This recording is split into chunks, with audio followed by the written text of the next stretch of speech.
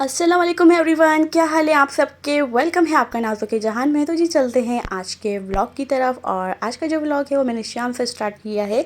तो यहाँ पर जो है ना, मैं चाय वगैरह पीने ऊपर आ गई थी और गर्मी देखें और मैं चाय पी रही हूँ। तो जो चाय के दीवाने होते हैं ना, वो चाय कभी नहीं छोड़ते।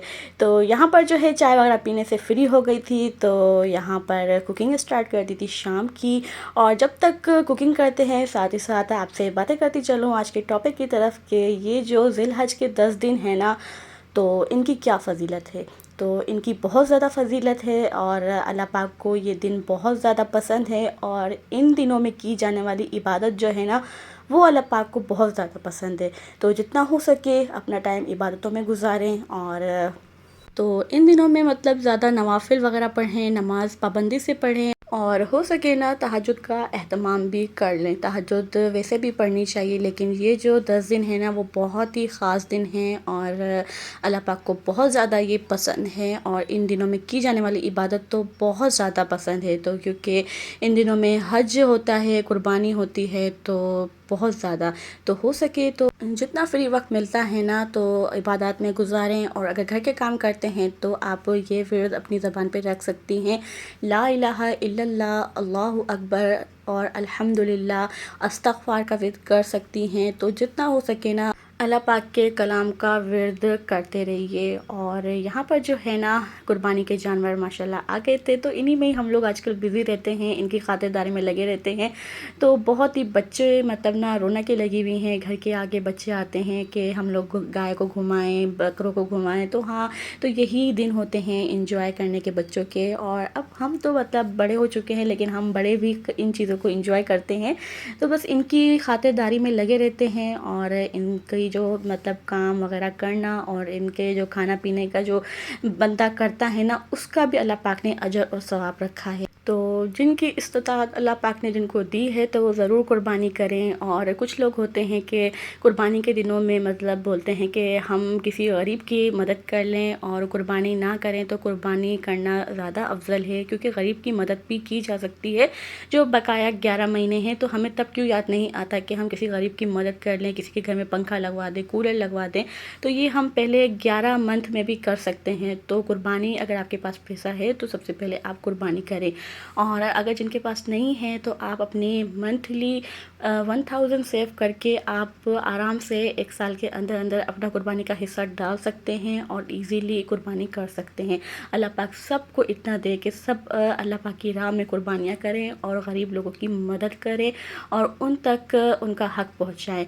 तो यहाँ पर जो है ना, हमारा जो भतीजा है ना, वो बस गाय के आगे ही बैठा रहता है, बकरों के उठता ही नहीं है, कि इसी सुबह से यहीं पर बैठा रहता है।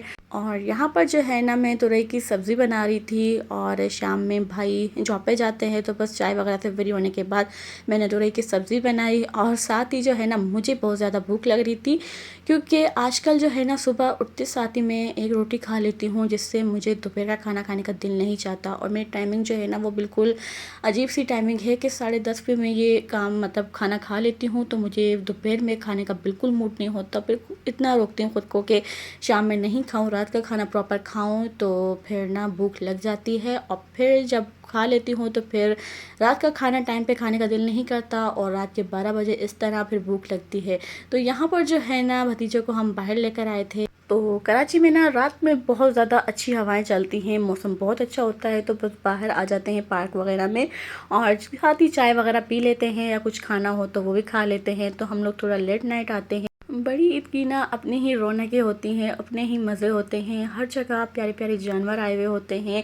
और ये जो ईद होती है ना, वो बॉयज़ की होती है, जो ग्रुप की शक्ल में अपने अपने जानवर लेकर और गलियों में घुमाते हैं और बड़ा मज़ा करते हैं। हम लड़कियां तो डरती रहती हैं, लेकिन ये ईद जो है ना, मतलब फिर भी हमें देखने में मज़ा आता है। हम लोग बाहर निकलते हैं तो बहुत ज़्यादा अच्छा लगता है ना, इतनी प्यारी प्यारी गाय और बकरे दिखते हैं हमें। तो यहाँ पर जो है, हमने चाय मंगवा ली थी, पुलाव मंगवा लिया था, साथ ही अंडा पराठा मंगवा लिया था। तो जिसको जो चाहिए था वो उसने खा लिया था। साथ ही मैंगो शेक मंगवाया था। तो साथ ही मतलब ना खाना खा के आते हैं, लेकिन जो है ना भूख गर्मियों में ना बहुत ज़्यादा लगती है। चाय जो है ना मैं, आप ही और मेरा भतीजा शौक से पीते हैं, और जितनी गर्मी हो ना हम तीनों चाय नहीं छोड़ते। हम लोग बाहर जाते हैं तो चाय पीते हैं। और अम्मी भाभी सिस्टर ने यहाँ पर ना milk shake, sorry mango shake मंगवा लिया था। तो यहाँ पर जो है ना इतनी अच्छी हवा चल रही थी और साथ ही मैं यहाँ पर चाय इंजॉय कर रही थी। तो बाहर चाय पीने का ना एक अपना ही अलग मज़ा होता है। और यहाँ पर जो हमारी सोसाइटी में ये चाय वाला है ना, इसकी चाय मुझे बहुत पसंद है। जितनी दफ़ा दिन में पीऊँ ना मतलब कम है ना। तो एक दिन छोड़ के एक दिन लाजमी हम लोग यहाँ पर पीते हैं। और ये लोग मतलब अब अपनी मस्तियाँ शुरू हो गई हैं खा पी के।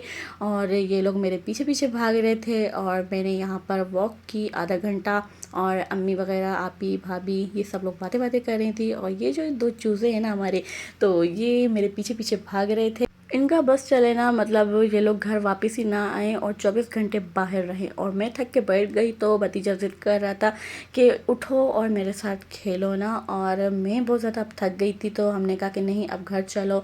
तो ये सब की चप्पलें छुपा रहा था और कह रहा था कोई घर नहीं जाएगा ना। तो इनका बस चले ना कि ये घर में ना आए और अपना घर ना ये लोग बाहर ही रख लेना। इतना इनको बाहर जाने का शौक़ है। सुबह उठते साथ ही मतलब ना बाहर जाना है।